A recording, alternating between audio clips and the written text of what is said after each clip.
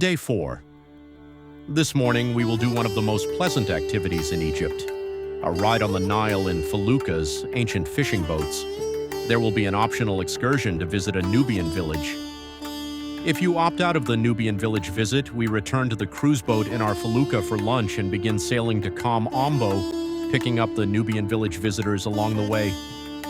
Upon arrival, our guide will take you to the temple dedicated to the gods Horus and Sobek.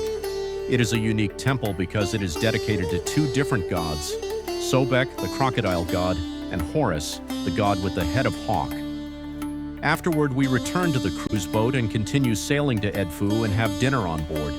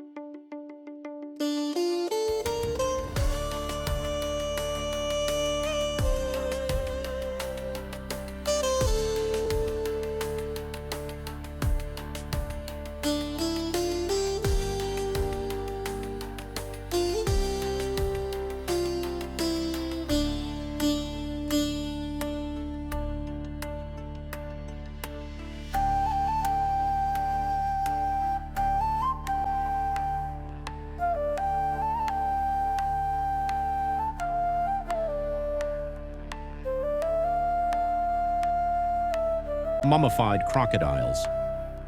The ancient Egyptians believed that the gods sent physical manifestations of themselves to earth in the form of their totemic animals. Therefore, at Sobek temples, a live crocodile, recognizable by specific markings, was thought to contain a spark of the god within and was worshipped and cared for by the priest during its lifetime.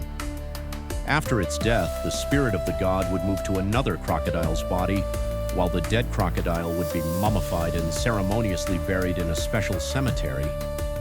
Pilgrims who came to pray to Sobek would also give ritual offerings in the form of small mummified crocodiles, stelae, or statues to the god. These too would be buried in cemeteries such as that of El Shatbi. Sobek at Kam Ombo. The principal temple at Kam Ombo dates to the Ptolemaic period, although its foundations might be more ancient. The temple is unusual as it is divided into two parts. The southern side was dedicated to Sobek, who was worshipped here with the goddess Hathor as his consort and the god Khonsu as their child. Sobek was viewed as a creator and master of the universe and related to other gods, many of whom played a key role in creation. On the northern side of the temple, the cult of Horus the Elder and his family here, wife Tassenetnefret and son Banebtawi, was celebrated. In some myths, Horus is called the brother of Sobek. A small chapel dedicated to Sobek alone lies northwest of the main temple precinct. West of this is a rock-cut pit lined with quarried stone blocks.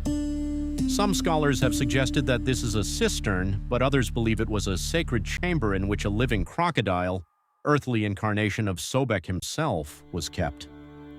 The custom of keeping a sacred animal at a temple was particularly popular from the late period through the Roman era. The Egyptians believed that a portion of the god's divine essence entered the body of his totemic animal, making the animal an incarnation of the god. During his lifetime, the sacred crocodile would have been well fed and cared for and might even have given oracular advice to his devotees. After its death, it would have been mummified and buried with great pomp, and then the priests would have identified a new crocodile to play host to the divine spirit of Sobek and be his manifestation on earth.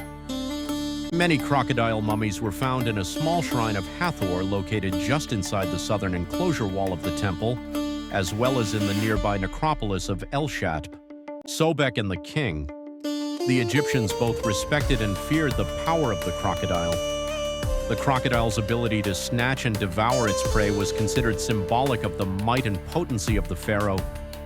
Indeed, the hieroglyphic word sovereign, or sovereignty, was written with two crocodiles, linking both the crocodile and Sobek the god with the king.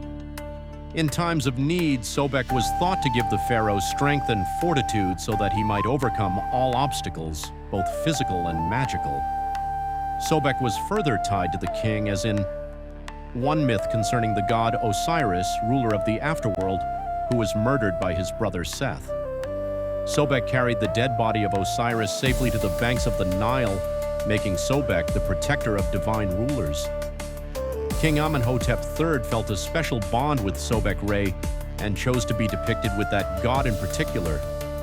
The king extended this relationship in his mortuary temple at Kam el Haitan in western Thebes by erecting a life-size statue of a crocodile with a falcon head there. His temple also reflected the royal association with Sobek as god of the flood, as Egypt was annually flooded by the Nile, symbolic of the regeneration, fertility, and rebirth of the pharaoh and the god.